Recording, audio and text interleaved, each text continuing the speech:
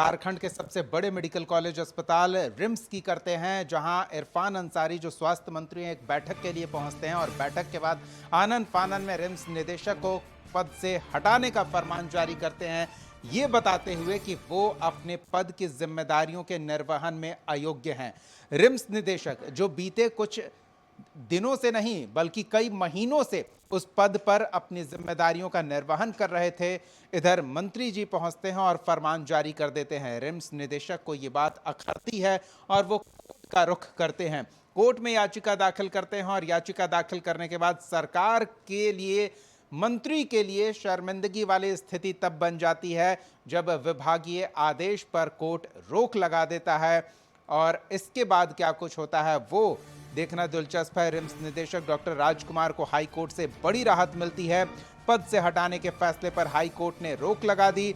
High court ने राज्य सरकार और अन्य को नोटिस जारी किया है और शपथ पत्र के माध्यम से जवाब दाखिल करने को कहा है।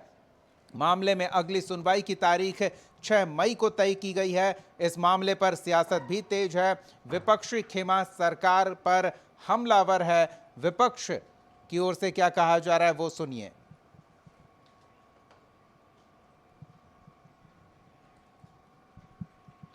निदेशक डॉक्टर राजकुमार को समय पूर्व हटाए जाने को चुनौती देने वाली याचिका पर आज झारखंड उच्च न्यायालय में माननीय न्यायमूर्ति दीपक रोशन की अदालत में सुनवाई हुई। माननीय अदालत ने तत्काल प्रभाव से 17/4/25 के उस आदेश को स्थगित कर दिया है जिसमें उन्हें हटाने का आदेश दिया गया था और इस मामले की विस्तृत सुनवाई के लिए 6 मई को समय निर्धारित किया है। इस बीच राज्य सरकार एवं अन्य को नोटिस जारी करने एवं शपथ पत्र के माध्यम से जवाब दाखिल करने का निर्णय। पद पर बैठे व्यक्ति को जिम्मेदारीपूर्ण व्यवहार भी करना चाहिए। अगर आप मनमानी करेंगे, आनंद फानंद में कोई कार्रवाई करेंगे तो निश्चित रूप से कोई स्वाभिमानी अधिकारी अगर हाईकोर्ट के दरवाजे पर पहुंच गया और उस आदेश को निरस्त कर दिया तो मैं समझता हूं कि एक बार सरकार को सोचने की आवश्यकता है कि उत्तेजना में आकर या फिर किसी के बहकावे में आकर आप अगर कोई कार्रवाई करते हैं तो न्यायिक परीक्षण में अगर खरा नहीं उतरता है तो मंत्री पर तो प्रश्न उठेंगे, साथ साथ सरकार की कार्यशैली पर भी प्रश्न उठता है कि आखिर इस तरह से मनमाना करने की छूट किसी। चलिए तो सीधे रांची चलते हैं। सहयोगी राहुल हमारे साथ जुड़े हुए हैं, उनसे जानते हैं कि इरफान अंसारी का फरमान तो फिलहाल फेल होता दिख रहा है। कोर्ट ने रिम्स निदेशक की याचिका पर सकारात्मक रुख दिखाया है, क्या कुछ संभावना दिख रही है? कानूनी जानकार क्या बता रहे हैं राहुल?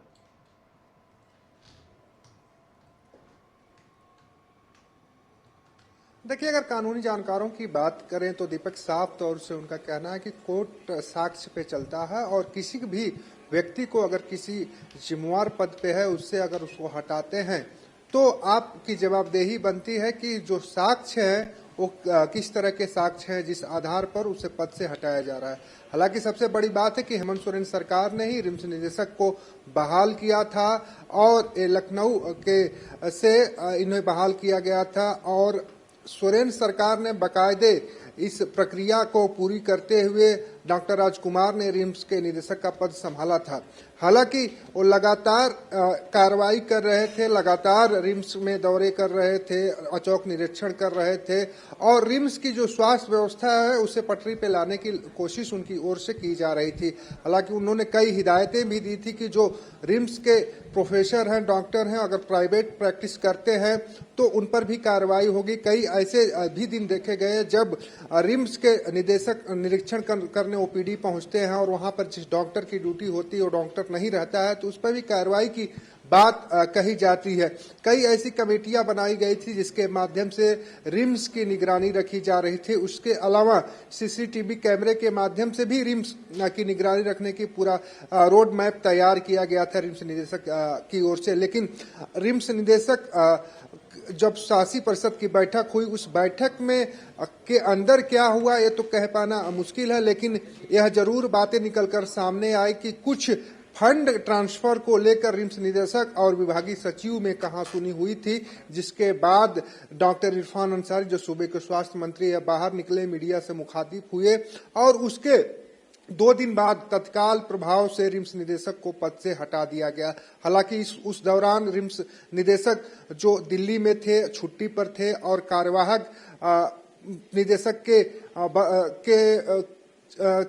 के बल पर रिम्स का संचालन हो रहा। तो हम कह सकते हैं जिस तरीके से कार्रवाई की गई, उस कार्रवाई से रिम्स के पूर्व निदेशक डॉक्टर राजकुमार काफी नाखुश दिखाई दे रहे थे और उन्होंने हाई कोर्ट का रुख एख्तियार किया और हाई कोर्ट से उनको आज बड़ी राहत मिली है। सबसे बड़ी चीज ये है कि अब जो 6 मई को सुनवाई होनी है, 6 मई की सुनवाई के दरमियान सरकार की ओर से जो जवाब दाखिल किया जाएगा उस पर सबकी निगाहें टिकी हैं कि जिस तरह के आरोप लगाए गए थे कि विभागीय आदेश का अनुपालन नहीं करते थे रिम्स के निदेशक के पद पर जब डॉक्टर राजकुमार थे और जनहित के कार्यों से अपने आप को दूर रखते थे, तो इन सारे आरोपों को सच साबित करने का भी काम विभाग को हाई कोर्ट में करना होगा। हालांकि अब देखना होगा कि पहले जो सुनवाई हुई है, पहली ही सुनवाई में डॉक्टर राजकुमार को बड़ी राहत मिली है। अब 6 मई को जो सुनवाई होगी उसमें सरकार के जवाब पर सारी चीजें डिपेंड करती हैं कि आखिर किस स्थिति में रिम्स के निदेशक पद से डॉक्टर राजकुमार को सरकार ने, विभाग ने हटाया। बिल्कुल राहुल, इसी मसले पर नेता प्रतिपक्ष ने भी सरकार पर हमला बोला था, कमीशन की बात इस पर उठाई थी, विपक्ष ने कमीशन को लेकर सरकार पर और स्वास्थ्य मंत्री पर हमला बोला था। तो अब एक बार फिर से विपक्ष को मौका मिल गया है इन्हीं मुद्दों को लेकर स्वास्थ्य मंत्री के हवाले से सरकार पर निशाना साधने का।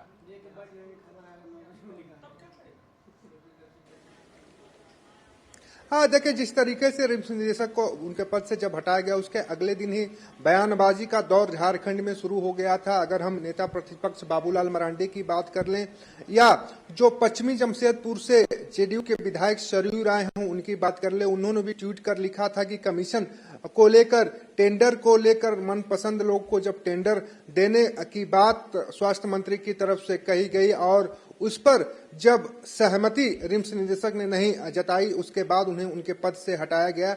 जो जांच के दायरे में आता है इसकी पूरी तरीके से जांच कराई जानी चाहिए। हालांकि नेता प्रतिपक्ष और जेडीयू के विधायक सरयू राय के दोनों के अगर बयान देखें तो मिलते जुलते रहे हैं। तो दोनों की एक ही मांग थी कि ये जो कार्रवाई की गई है सरकार की ओर से, ये कार्रवाई ठीक नहीं है। हालांकि अब देखना होगा कि ये लड़ाई अब लंबी होती जा रही है। जिस तरीके से रिम्स निदेशक कोर्ट के पद से मामला पहुंच गया है तो अब सरकार को शपथ पत्र के माध्यम से अपना जवाब देना होगा और देखना दिलचस्प होगा कि सरकार के जवाब को लेकर कोर्ट का क्या रुख होता है और सरकार क्या जवाब देती है, यानी कि स्वास्थ्य मंत्री की ओर से क्या जवाब दिया जाता है। लेकिन इतना तो तय है कि मामला कोर्ट में पहुंचा है और सरकार की किरकिरी हो रही है। देखते हैं इस पर क्या कुछ होता है, अपडेट आपको पहुंचाते रहेंगे। फिलहाल बहुत बहुत धन्यवाद राहुल इस तमाम बातचीत और जानकारी के लिए।